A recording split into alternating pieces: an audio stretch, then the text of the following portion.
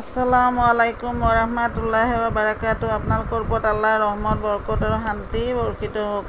আউযুবিল্লাহি মিনাশ শাইতানিৰ ৰাজিম। বিসমিল্লাহিৰ ৰাহমানিৰ ৰাহিম। খেতাখোৱা শয়তানৰ প্ৰচলনিৰ পৰা আল্লাহ তুমি আমাক ৰক্ষা কৰা।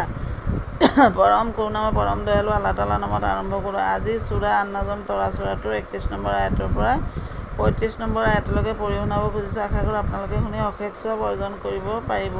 আকাশমণ্ডল আৰু পৃথিৱীত যি আছে সেই সকলোবোৰৰে গৰাকী আল্লাহ। যাতে আল্লাহে দুৰ্নীতিপৰায়ণবিলাকক সিহঁতৰ কৰ্মৰ প্ৰতিফল দিব পাৰে আৰু সৎকৰ্মীসকলক পুৰস্কাৰেৰে পুৰস্কৃত কৰিব পাৰে। যিবিলাকে সৰু সুৰা অপৰাধৰ বাহিৰে মহাপাপ আৰু প্ৰকাশ্য অশ্লীলতাৰ পৰা বিৰত থাকে তেওঁলোকক আল্লাহে ক্ষমা কৰিব। সন্দেহ নাই তোমাৰ প্ৰভু অপৰিসীম ক্ষমাশীল। সুবহানাল্লাহ। তেওঁ তোমালোকক তেতিয়াৰ পৰাই ভালকৈ জানে যেতিয়া তেওঁ তোমালোকক মাটিৰ পৰা সৃষ্টি কৰিছিল আৰু যেতিয়া তোমালোকে মাতৃগৰ্ভত ভ্ৰূণ অৱস্থাত আছিলা। সেয়ে তোমালোকে নিজকে বৰ পবিত্ৰ বুলি দৰাই নকবা। প্ৰকৃত নীতিপৰায়ণ কোন সেয়া আল্লাহে ভালকৈয়ে জানে। ৰুকু ৩ হে নবী সাল্লাল্লাহু আলাইহি wasallam, তুমি সেইজন মানুহক দেখিছানে যিজনে আল্লাহৰ পথৰ পৰা আঁতৰি গ'ল আৰু যৎসামান্য দি আৰু নিদিয়া হ'ল? অদৃশ্যৰ বিষয়ে তাৰ জ্ঞান আছেনে যে সি প্ৰকৃত সত্য দেখিবলৈ পাইছে?